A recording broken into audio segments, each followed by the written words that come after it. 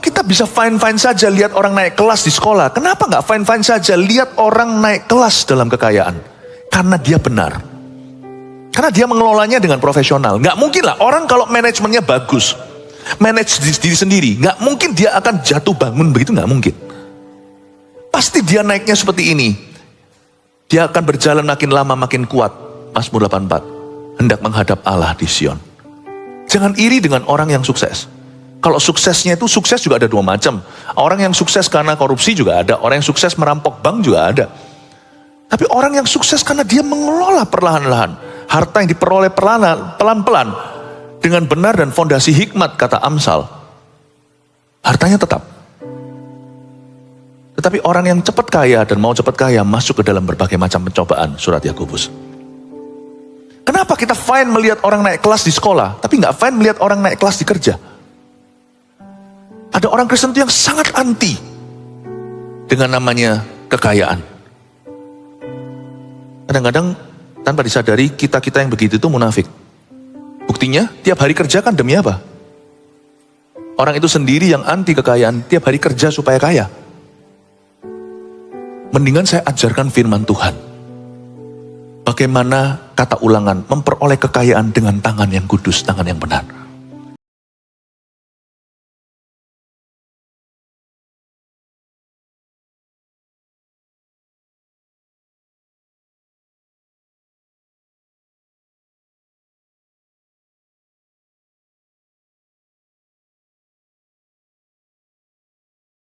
Iman dan sengaja di tahun resesi. Iman kita itu tidak tergantung dengan keadaan kita atau prediksi dunia. Dunia boleh berkata apa saja, anak-anak Tuhan itu punya DNA Goshen. Goshen itu sebuah tempat, waktu di Mesir, bangsa Mesir itu ngalami tulah, tapi bangsa Israel diluputkan. Bukan berarti hidup kita akan enak selalu, enggak. Tanpa struggle, tanpa pergumulan, tanpa perjuangan, enggak. Iman kita itu harus aktif. Tapi lebih dulu iman kita harus percaya. Percaya akan pemeliharaan Allah dalam kehidupan jemaat. Saya merasakan terbeban sebagai gembala sidang. Akhir tahun ini untuk mempersiapkan Anda tahun depan. Bukankah semua kita bekerja? Supaya Tuhan itu memberikan tuntunan. Apa yang saya bagikan sepanjang hari ini adalah step by step, langkah per langkah yang Tuhan inginkan atas jemaat ini. Dimulai dengan sebuah kalimat menabur dengan iman dan dengan sengaja di tahun resesi, kata orang 2023. Tapi kita nggak boleh wait and see. Tunggu dulu ya, nantikan dulu.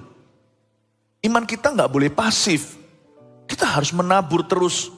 Kita harus terus menabur. Kalau saya bilang menabur itu bukan bicara tentang persembahan. Saya bicara menabur itu bicara tentang kehidupan yang produktif. Menabur itu bicara tentang bidang usaha kita. Jangan ada yang putus asa. Harus berani banting tulang. Bukan hanya kerja keras. Kerja itu harus diimbangi dengan iman. Iman kalau tidak diimbang dengan kerja, Paulus berkata, kalau kamu hanya berdoa, jangan makan. Tetapi di tahun yang dibilang orang tahun susah, kita harus sengaja menabur. Mari kita baca ayatnya dulu. Kejadian 26 ayat 12 sampai 25. Maka menaburlah Ishak di tanah itu dan dalam tahun itu juga ia mendapat hasil 100 kali lipat. Sebab ia diberkati Tuhan. Dan orang itu menjadi kaya, bahkan kian lama kian kaya, sehingga ia menjadi sangat kaya. Dan ia mempunyai kumpulan kambing domba dan lembu sapi serta banyak anak buah sehingga orang Filistin itu cemburu kepadanya. Segala sumur yang digali dalam zaman Abraham ayahnya oleh hamba-hamba ayahnya itu telah ditutup oleh orang Filistin dan ditimbun dengan tanah. Lalu kata Abimelek kepada Ishak, pergilah dari tengah-tengah kami sebab engkau telah menjadi jauh lebih berkuasa daripada kami. Jadi pergilah Ishak dari situ dan berkemahlah ia di lembah Gerar dan ia menetap di situ. Kemudian Ishak menggali kembali sumur-sumur yang digali dalam zaman Abraham ayahnya, yang telah ditutup oleh orang Filistin sesudah Abraham mati. Disebutkannya lah nama sumur-sumur itu menurut nama-nama yang telah diberikan oleh ayahnya. Ketika hamba-hamba Ishak menggali di lembah itu, mereka mendapati di situ mata air yang berbual-bual airnya. Lalu bertengkarlah para gembala Gerar dengan para gembala Ishak, kata mereka, air ini kepunyaan kami. Dan Ishak menamai sumur itu Esek, karena mereka bertengkar dengan dia di sana. Kemudian mereka menggali sumur lain, dan mereka bertengkar juga tentang itu, maka Ishak menamai sumur itu Sitnah. Ia pindah dari situ dan menggali sumur yang lain lagi. Tetapi tentang sumur ini mereka tidak bertengkar. Sumur itu dinamainya Rehobot. Dan ia berkata, sekarang Tuhan telah memberikan kelonggaran kepada kita, sehingga kita dapat beranak cucu di negeri ini. Dari situ ia pergi ke Beersheba. Lalu pada malam itu Tuhan menampakkan diri kepadanya serta berfirman, Akulah Allah ayahmu Abraham, janganlah takut, sebab aku menyertai engkau. Aku akan memberkati engkau dan membuat banyak keturunanmu, karena Abraham hambaku itu. Sesudah itu Ishak mendirikan mezbah di situ dan memanggil nama Tuhan. Ia memasang kemahnya di situ, lalu hamba-hambanya menggali sumur di situ. Pemuritan Tuhan Yesus atas hidup kita itu extended sejauh sampai money. Dalam soal mamon kita harus benar. Hari ini kita diajari terlebih dahulu prinsip-prinsip kerajaan sorga. Bahwa ekonomi anak-anak Tuhan tidak bergantung keadaan, tapi bergantung kebenaran. Dan hari ini Tuhan mau mengingatkan kepada kita, agar kita menabur terus. Ayat 12, mulai kita telusuri ayat per ayat, kita akan belajar sesuatu. Maka menaburlah Ishak di tanah itu, dan dalam tahun itu juga ia mendapat hasil 100 kali lipat. Sebab ia diberkati Tuhan. Waktu kita baca ayat 12, banyak orang matanya tertuju kepada berkatnya, yaitu ia mendapat hasil 100 kali lipat. Tapi waktu saya baca ini, sejak pertama kali saya tahu ayat ini, mata saya tertuju kepada kalimat pertama malahan, maka menaburlah Ishak. Banyak orang hanya mau saham kosongan sama Tuhan. Maunya hanya diberkati, maunya 100 kali ganda. Tapi mereka menyisihkan atau mengesampingkan responsibility atau tanggung jawab mereka. Tuhan tidak pernah memberkati spirit, wait and see. Tuhan gak pernah memberkati dan merestui orang yang hanya gigit jari, lalu andai ku kaya. Tuhan itu suka dengan kerja keras kita. Jangan lupa loh, memang Ishak bergantung pada Allah apakah taburannya bertumbuh. Ataukah paceklik terjadi lalu panen batal sama sekali. Tapi jangan lupa Ishak melakukan bagiannya. Menaburlah Ishak. Kata menaburlah Ishak di situ itu menabur dengan sengaja. Setelah dia tabur, dia beriman, taburannya itu akan berhasil. Saran saya untuk tahun depan, simple aja ya, biar masing-masing yang saya katakan ini menjadi rema. Saya nggak bisa beri aplikasinya satu persatu, biar Roh Kudus yang menggelitik hatimu. Nanti Tuhan akan menerangi jalanmu. Saran saya adalah, jangan tunggu keadaan. Kalau memang itu sudah sinergi dengan apa yang Anda lakukan, bangun terus, tabur terus. Memang kita harus hati-hati, mawas diri, jangan serakah. Orang yang ngawur, tidak ada perhitungan yang jelas, resiko tidak diperhitungkan, yang selalu berambisi tanpa fondasi, orang seperti itu pasti akan jatuh tahun depan. Makanya jangan spekulasi. Tapi kalau itu sesuatu yang sifatnya sudah menjadi proses Tuhan yang berkesinambungan dalam kehidupanmu, janganlah tahan karena ketakutan. Karena orang-orang berkata tahun susah. Kalau memang sudah waktunya Anda masuk ke next step, langkah berikutnya next plan, jalankan. Dan percaya bahwa Tuhan pasti akan memberkati usaha dan imanmu. Allah kita itu tidak akan mengecewakan kita. Sebab Tuhan itu melihat taburan Ishak. Ishak itu menabur bukan di masa yang bagus. Dia juga bukan menabur di masa yang aman. Buktinya ketika dia gali sumur untuk perairan taburannya. Kan zaman dulu gak bergantung hujan saja. Dia itu membentuk sebuah sistem untuk mengairi tanaman. Daripada nunggu dari langit. Karena masa itu masa yang sangat berkepanjangan kering kerontang. Ishak membentuk irigasi. Tapi ditutup Filistin itu siapa bilang kalau Tuhan restu tidak ada oposisi. Tapi kalau kita siap untuk berjuang, Tuhan siap jalan sama kita kok. Kalau itu berupa bisnis atau perkembangan, boleh nggak berkembang? Boleh, gereja kita aja terus berkembang. Tapi kita nggak sembarangan. Ya. Anda jangan sampai membangun sesuatu itu atas dasar kredit. Tapi harus membangunnya atas dasar cash. Hitung kekuatanmu. Apa yang kau miliki, aset yang kau miliki itu cukup untuk mengembangkan. Jangan ngawur dan untung-untungan. Lalu mentang-mentang pakai uang bank. Lalu dipakai untuk hal-hal lain lagi. Sudah dapat loan-nya, kita pakai untuk tambal sana, tambal sini. Itu akan gali sumur, tutup sumur. Gali lubang, tutup lubang, jatuh sendiri ke lubang. Jangan ngawur. Kalau kita itu bawa rencana kita ke kaki Tuhan, percayalah Tuhan itu akan make you. Akan membawa Anda untuk berjalan dalam kemenangan. Tapi juga celakalah orang yang ketakutan tidak membuat rencana apa-apa. Jikalau bunyi firman ini begini, maka tidak berbuat apa-apalah Ishak. Maka Tuhan juga tidak akan melipat gandakan 100 kali. Kalau ayat ini berkata, maka tidak menaburlah Ishak di tanah itu, dan dalam tahun itu juga ia gigit jari. Tabur. Bukan ngawur. Tabur itu harus sengaja. Make plans, buat rencana untuk tahun depan. Yang memang waktunya sekolah-sekolah. Yang waktunya untuk masuk ke kuliah-kuliah. Gak apa-apa kita kencangkan sabuk kalau memang perlu. Tetapi jangan hentikan hidupmu karena ketakutan dan apa kata profesi dunia. Maka menaburlah Ishak. Dan Tuhan memberikan dia hasil 100 kali lipat atau ganda. Itu yang tidak dia duga. Sebab ia diberkati Tuhan. Because the Lord blesses his effort. Karena Tuhan memberkati effort atau usahanya. Tuhan memberkati keringatnya. Tapi saya yakin waktu Ishak menabur, dia bukan hanya menabur lalu habis itu bergantung pada hikmatnya. Dia menabur, saya yakin sebagai orang beriman, dia anak Abraham loh, anaknya bapak beriman. Dia pasti gunakan imannya, exercise your faith. Jangan hanya kerja, doa. Tahun depan adalah tahun doa. Pray. Saya menabur, yang saya taburkan dalam profesi saya adalah benih-benih firman. Saya nggak bisa lihat pertumbuhan itu, saya nggak tahu kan. Firman yang saya bagikan ini nanti hasilnya apa dalam kehidupan Anda. Tapi sebelum saya naik ke mimbar ini, saya udah berdoa di rumah, saya udah berdoa minggu ini. Sebelum naik ke sini saya berdoa lagi.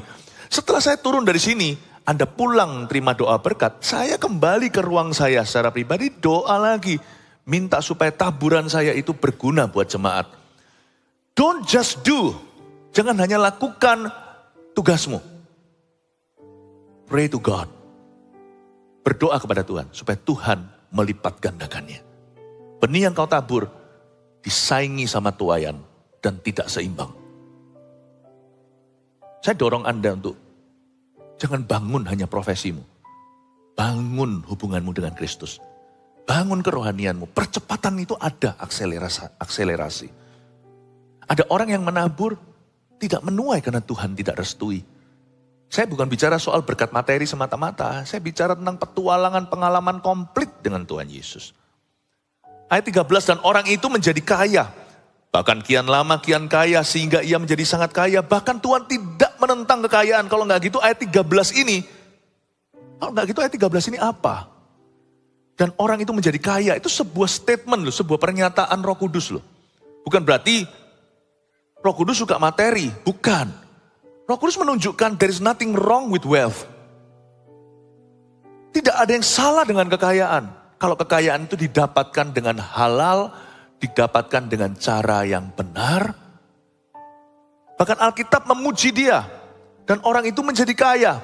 Bahkan kian lama kian kaya, bukan kaya, ada orang kan gitu ya, kembang kempis. Kaya jatuh, kaya jatuh, kaya jatuh. Berkat Tuhan tanpa ada susah payah mengikutinya.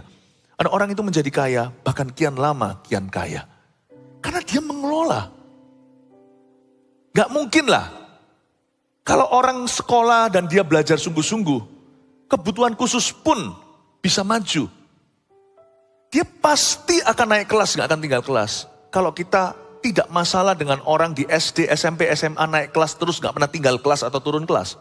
Kalau dia nyontek mungkin dia bisa tinggal kelas. Kalau dia banyak bolosnya, ulangannya buruk, bahasa Indonesia, bahasa matematika dan sebagainya, hal-hal yang utama itu anjlok. Ya pasti dia gak akan naik semester depan. Kalau kita bisa fine-fine saja lihat orang naik kelas di sekolah, kenapa nggak fine-fine saja lihat orang naik kelas dalam kekayaan? Karena dia benar. Karena dia mengelolanya dengan profesional. Nggak mungkin lah orang kalau manajemennya bagus, manage diri sendiri, nggak mungkin dia akan jatuh bangun begitu, nggak mungkin. Pasti dia naiknya seperti ini. Dia akan berjalan makin lama makin kuat. Mazmur 84, hendak menghadap Allah di Sion. Jangan iri dengan orang yang sukses. Kalau suksesnya itu, sukses juga ada dua macam. Orang yang sukses karena korupsi juga ada. Orang yang sukses merampok bank juga ada. Tapi orang yang sukses karena dia mengelola perlahan-lahan. Harta yang diperoleh pelan-pelan. Dengan benar dan fondasi hikmat, kata Amsal. Hartanya tetap. Tetapi orang yang cepat kaya dan mau cepat kaya masuk ke dalam berbagai macam pencobaan. Surat Yakobus. Kenapa kita fine melihat orang naik kelas di sekolah, tapi nggak fine melihat orang naik kelas di kerja? Ada orang Kristen itu yang sangat anti dengan namanya kekayaan. Kadang-kadang tanpa disadari kita-kita yang begitu itu munafik. Buktinya tiap hari kerja kan demi apa? Orang itu sendiri yang anti kekayaan tiap hari kerja supaya kaya. Mendingan saya ajarkan firman Tuhan. Bagaimana kata Ulangan memperoleh kekayaan dengan tangan yang kudus, tangan yang benar. Saya rasa itu jauh lebih bagus. Karena Abraham itu dipanggil untuk jadi berkat. Lihat Ishak, makin lama makin kaya sehingga ia menjadi sangat kaya. Oh, kekristenan hidupnya mulus gitu, enak terus gitu. Orang-orang yang mencibir selalu katakan. Enggak, Anda baca lagi ayat itu. Banyak dispute, banyak perbantahan tentang Ishak. Banyak pro kontra tentang dia. Banyak oposisi yang terjadi. Gak ada namanya kehidupan mulus itu. Kita cuma punya kehidupan Yesus dalam diri kita. Tetapi jangan sampai hidup kita itu jatuh karena kebodohan kita. Mundur karena kebodohan kita. Melorot karena keteledoran kita. Tuhan ingin ingatkan kita jemaat. Kalau kita menabur dengan iman dan sengaja dan iman kita sehat. Tuhan itu berkuasa loh untuk menambahkan berkatmu setiap tahun. Dan menjadikan hidupmu jauh tiap hari semakin mapan dalam Tuhan. Saya percaya, saya berdoa sebagai gembala yang berjaga atas jiwamu. Salah satu gembala di gereja ini yang berjaga-jaga. Saya berdoa di menara saya, menara hidupku. Saya berdoa agar hidupmu diberkati. Dan semakin jadi berkat, semakin mirip sama Kristus. Saya tahu dalam setiap permasalahan Anda, saya berdoa supaya Anda semakin menjadi seperti Yesus Kristus. Itu tujuannya. Gak mungkin kan kami para gembala itu dalam ruang doa kami mengutuki jemaat. Oh, aku berdoa supaya hidup mereka susah. Mau gak didoain gitu? Aku berdoa supaya mereka jatuh, supaya kenapa? Supaya kalau nanti mereka jatuh, mereka bisa lebih bersyukur. Masa harus dijatuhkan? Aku berdoa supaya mereka sakit. Boleh? Aku berdoa Tuhan kasih kanker ke semua jemaatku. Bisa gitu? Aku berdoa supaya mereka semua bangkrut. Apapun yang mereka kerjakan tidak berhasil. Gak mungkin kan gembala yang baik akan melakukan itu. Kami pasti akan berdoa supaya Anda diberkati. Tapi gak berhenti di situ. Supaya Anda jadi berkat. Supaya gak jadi orang yang egois. Atau punya sifat OKB orang kaya baru. Dan jangan punya sifat OML. Wah, ini term yang baru. Orang miskin lama. Jangan punya mentalitas itu. Kaya atau miskin, miliki mentalitasnya Ishak, menabur dengan sengaja. Ayat 13 itu bukan sesuatu yang dia usahakan. Ayat 13 itu bonusnya dari Tuhan. Dan kita akan melihat permasalahan hidupnya banyak Ishak. Banyak itu Ishak, gak gampang loh. Jadi pendatang. Ayat 14, ia mempunyai kumpulan kambing domba dan lembu, sapi serta banyak anak buah. Sehingga orang Filistin itu cemburu kepadanya. Itu dia, cemburu. Mau orang lain gak cemburu sama kita? Jangan berdampak. Udah, Gak ada orang komentar, gak ada orang akan mengkritikmu, gak akan ada orang yang mencibirmu, gak akan ada orang yang tersinggung sama dirimu, gak akan ada orang yang silau terhadap Anda, gak ada. Tapi Ishak membangkitkan cemburu orang Filistin kepadanya. Karena apa? Gampang lah, karena kumpulan kambing domba, lembu, sapi, serta banyak anak buah. Trust me, akan ada orang-orang yang gak suka melihat Anda mendaki Bukit Sion. Ketika Anda diangkat sama Tuhan, pasti ada yang iri. Ketika Anda jatuh, semua orang berbelas kasih. Bahkan ketika Anda diangkat sama Tuhan, sebagian dari orang yang berbelas kasih itu jadi cemburu. Loh kok ternyata belas kasihan itu gak tulus semua di dunia ini. Makanya itu jangan hidup dari belas kasih orang.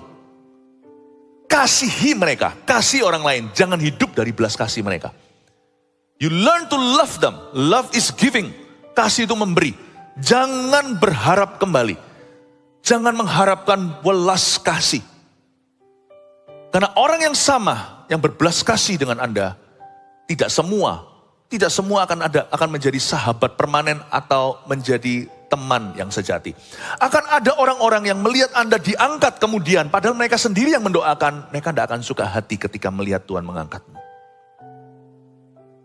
Itulah triknya di hati manusia. Yeremia katakan, hati orang itu dirinya sendiri tidak bisa menduga. Karena itu jangan hidup dari belas kasih. Hiduplah oleh kebenaran. Kebenaran akan menuntunmu seperti pelita di kaki, terang bagi jalan. Manage yang bagus. Diatur dan dikelola dengan benar.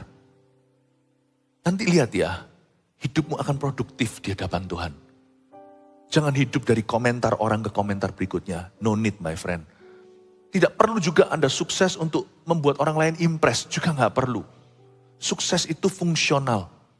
Itu berfungsi untuk menolong. Orang ditaruh di atas seperti Yusuf jadi Perdana Menteri. Supaya dia bisa membantu keluarganya waktu kelaparan. Daniel ditaruh di Babilonia supaya dia bisa menjadi kesaksian. Esther ditaruh di situ untuk menyelamatkan bangsa Yahudi. Fungsional kalau Allah menaruhmu di titik tinggi itu supaya Anda menolong orang lain. Supaya Anda berguna.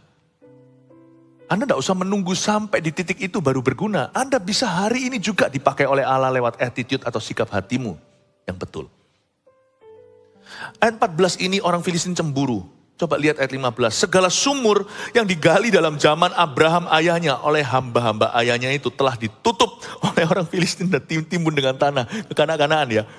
Digali, ditutup oleh orang Filistin, ditimbun dengan tanah. Oke, kalau gua gak bisa minum, lu gak usah minum juga. Waduh, sifat egois orang Filistin. Padahal itu sumur, kalau gak digali, ya sama-sama gak minum anyway. Tapi waktu digali sama Ishak, kan memang itu surat hak miliknya dia, kan itu milik papanya Abraham. Orang Filistinnya gak terima. Kalau aku gak bisa minum, lu gak usah minum sekalian. Itulah sifat manusia pada dasarnya. Itu yang diubah sama Tuhan seharusnya dalam gereja. Itu yang diubah. Di dalam gereja dan di gereja kita kerap kali diajarkan, karena saya sendiri ingat pengajaran-pengajaran saya soal itu, bahwa kita harus belajar senang untuk berkat orang lain dulu sekalipun kita gak bisa mencicipi apa-apa. Orang yang bisa bersyukur untuk berkat orang lain, orang itu mungkin akan kecipratan. Tapi jangan mengharapkan. Pokoknya kita harus punya hati seperti Kristus dulu. Kemakmuran itu bukan materi, kemakmuran itu pertama-tama jiwa kita. Surat Yohanes, salah satu suratnya 1, 2, 3 Yohanes itu, Yohanes berkata, aku berdoa so that your soul may prosper, supaya jiwamu itu makmur. Makmurnya jiwa itu legawa hati, bersyukur. Wah, kamu dapat mobil baru ya. Wah, aku senang. Bukan lip service, aku senang tapi di belakang gitu aja sombong pamer. Bisa nggak kita legawa? Tertawa lepas dan berkata, mungkin di dalam keluarga kita, senang ya kelihatan tetangga kita itu diberkati. Promosi loh. Ya udah kita doakan mereka supaya semakin sungguh-sungguh. Titik, jangan koma. Lihat nanti ya, kalau nggak Tuhan itu masih gue lihat dari sorga. Ini orang kok baik sih? Bukankah Tuhan akan berkata, malaikat sini. Kamu kalau lewat ke situ, jangan lupa kasih tips ke sini. Waktunya akan tiba nanti aku tolong dia, tapi kamu bantu dulu. Lihat kalau hati Tuhan tidak masihku. Tapi orang yang berkata, oh gitu aja sombong segalanya. Dia sendiri gak diberkati. Dia benci orang diberkati. Orang gitu menambah kefasikan. Dan Tuhan semakin membenci sifatnya. Dan Tuhan berkata, aku muak dengan yang beginian.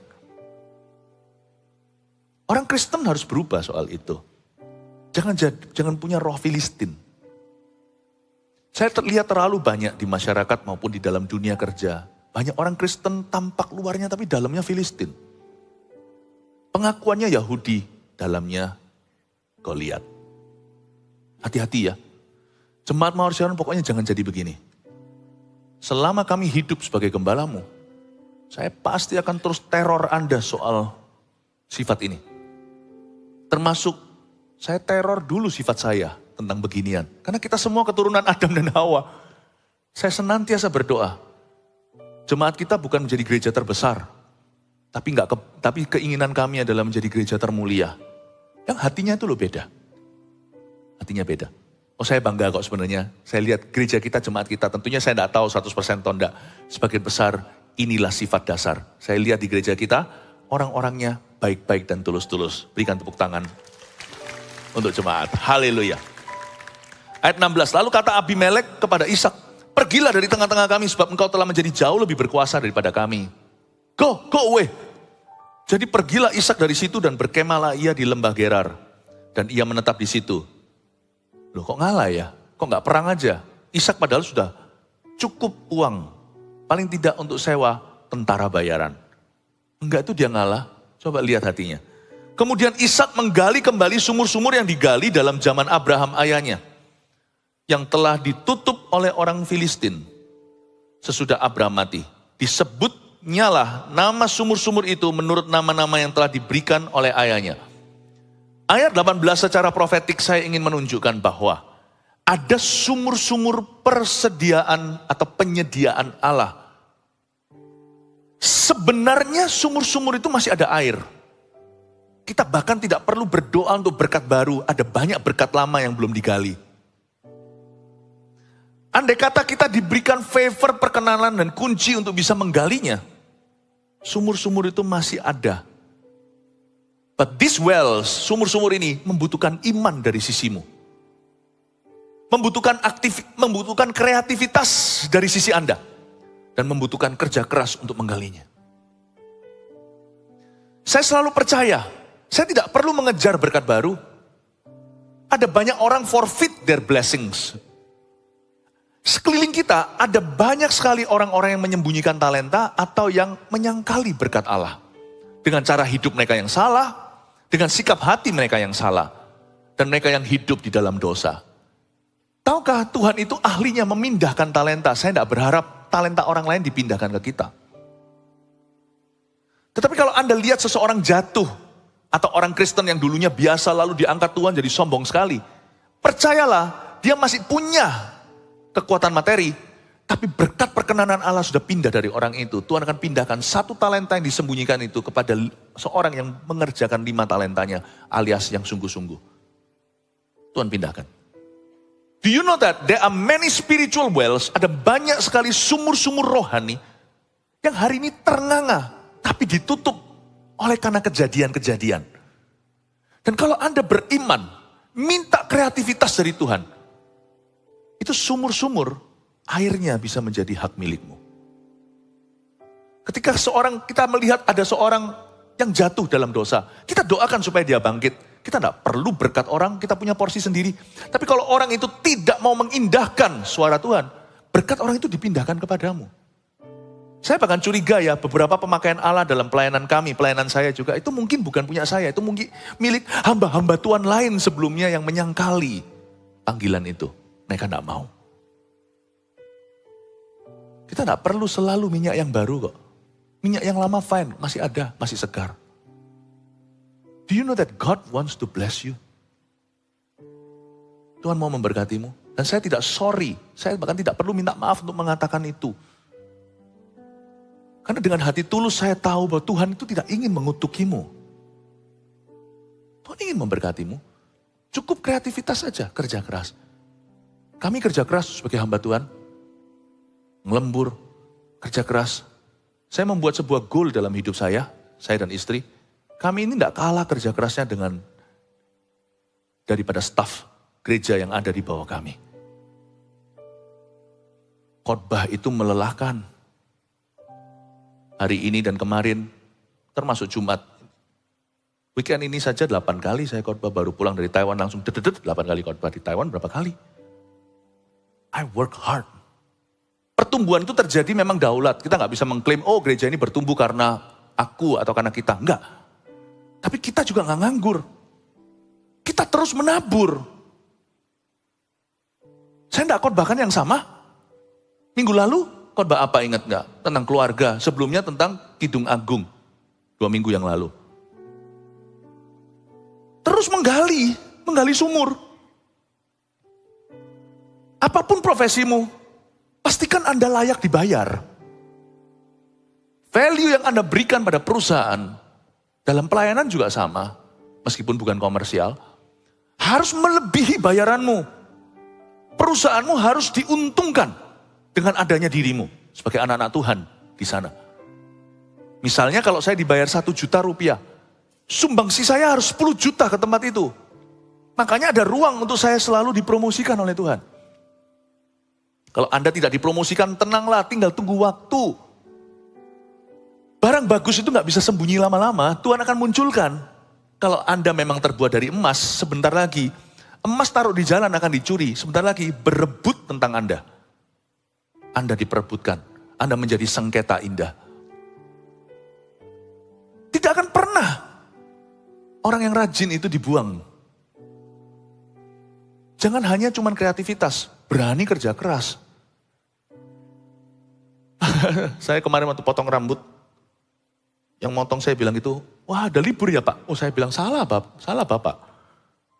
Oh tapi udah banyak sekali ini Jumatnya. Kebetulan ada Jumat juga potong rambut yang sama ya kan.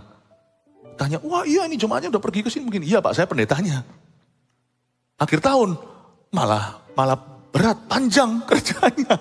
Orang liburan, saya belum libur nih. Gak apa-apa, saya bangga terus menabur daripada terus menganggur. Sana silakan liburan, gak apa-apa. Tapi yang liburan ya, dengarkan ini 5-5 dicicil ya. Yang sekarang ada di luar kota, luar negeri dan sebagainya. Orang yang punya kebebasan untuk bisa berlibur sama keluarganya. Gak semua orang selaki atau seberuntung beruntung Anda. Tapi Anda tidak boleh cuti dengarkan pesan gembala. Haleluya. I love you. Tangkap ini ya. Ayat berikutnya sekarang kita lihat.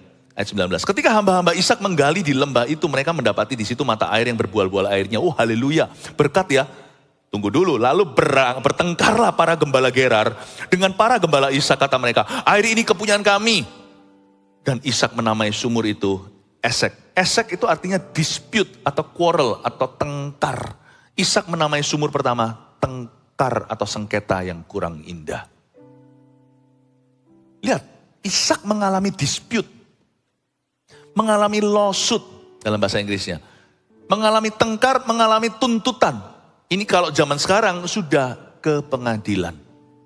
Gak gampang jadi Ishak. Ada, bukan hanya air keringat mungkin, ini sudah air darah. Karena mereka bertengkar dengan dia di sana, ayat 21, kemudian mereka menggali sumur lain dan mereka bertengkar juga tentang itu, maka Ishak menamai sumur itu Sitnah. Kalau punya anak, jangan dikasih nama Sitnah. Karena artinya jelek, oposisi, perlawanan. Ishak menyebut sumur itu, minggir sudah. Sumur ini penuh dengan oposisi. Ia pindah dari situ dan menggali sumur yang lain lagi. Tapi tentang sumur itu mereka tidak bertengkar. Sumur itu dinamainya Rehobot. Bagus, Rehobot ini artinya room atau ruang. Akhirnya aku bisa bernafas. Dan ia berkata, sekarang Tuhan telah memberikan kelonggaran kepada kita. Sehingga kita dapat beranak cucu di negeri ini. Katakan kelonggaran. Coba katakan kelonggaran. Orang itu kalau punya berkat Tuhan di dalam hati, sekalipun berkatnya diambil secara paksa, orang itu akan hatinya tidak melekat pada harta. Sungguhan. Untuk bisa menjadi umat pilihan Allah, kita harus mempraktekkan dan melestarikan suatu jenis hati, yaitu hati yang longgar. Hati itu mesti longgar. Hati itu harus mampu berkata seperti ini. Ya sudahlah. Orang Kristen yang gak bisa berkata, ya sudahlah. Itu tidak terlalu Kristen hatinya. Gak usah muluk-muluk tampar pipi kanan kasih pipi kiri, sebelum kita bisa memberi, bisakah kita mengalah? Tidak semua itu bisa ngalah. Misalkan kalau istri Anda mau diambil sama suami orang, ya Anda jangan ngalah lah. Atau sebaliknya suami Anda mau diambil sama wanita, idaman lain, Anda juga harus perjuangkan. Kalau anak Anda mau direbut pergaulan bebas, ya jangan mau. Bisnis Anda dirampok gitu ya, lihat-lihat dong kalau ini perampoknya ini bisa aku halangi, wong ini hakku, ya saya panggil polisi. Dan kalau saya ditodong orang di jalan, ya saya akan sebisa mungkin saya bilang ambil cashnya, tapi tinggalkan ya Pak. Tinggalkan SIM saya, KTP saya, kartu kreditnya kalau bisa, atau percuma Bapak ambil ini. Kalau saya masih bisa bicara nih, kalau pisaunya agak jauh. Toh setelah Bapak bawa kredit cardnya saya bisa blok. Ya, kalau bisa jangan Pak saya ambil kasih cashnya aja. Tapi kalau saya sudah di sini, ya sudah ambilin. Nanti saya urus lagi tuh IKTP-nya. Harus pintar kan? Cerdik seperti ular kan? Jangan setelah diambil, Pak, handphone saya. Nah itu bodoh kan? Saya kalau bisa nego, saya nggak akan bodoh. Saya harus bisa mengerti kira-kira, ini apa? Itulah hikmat Allah, hikmat di lapangan.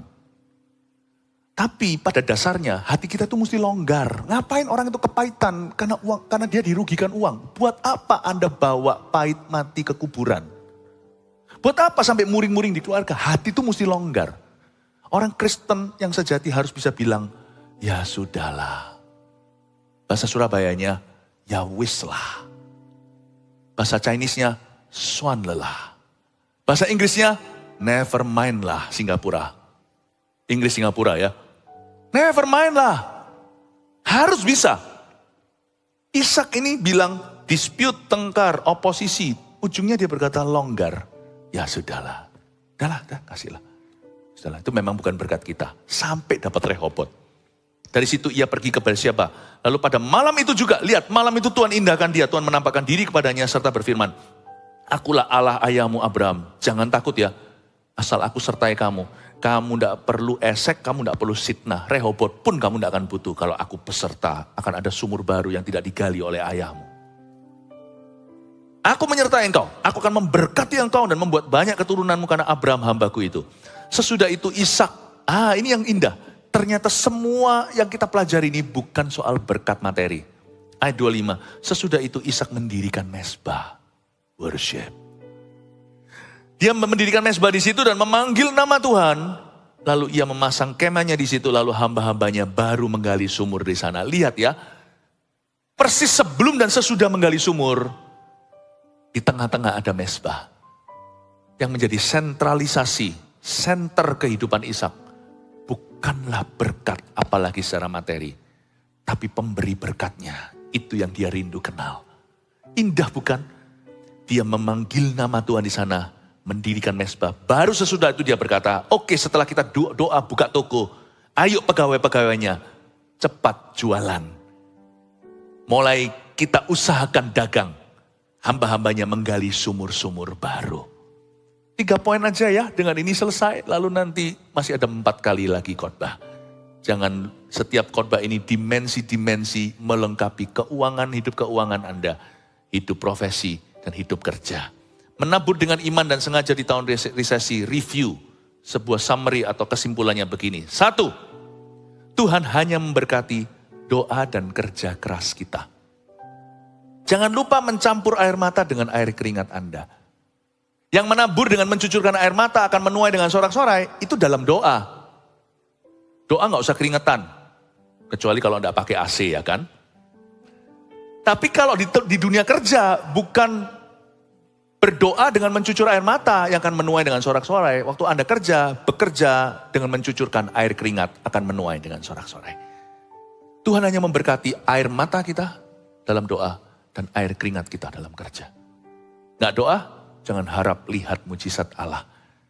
Tidak berdoa, tidak ada kuasa. Kurang berdoa, kurang berkuasa. Banyak berdoa, Anda akan melihat banyak kuasa Allah bekerja. Amin.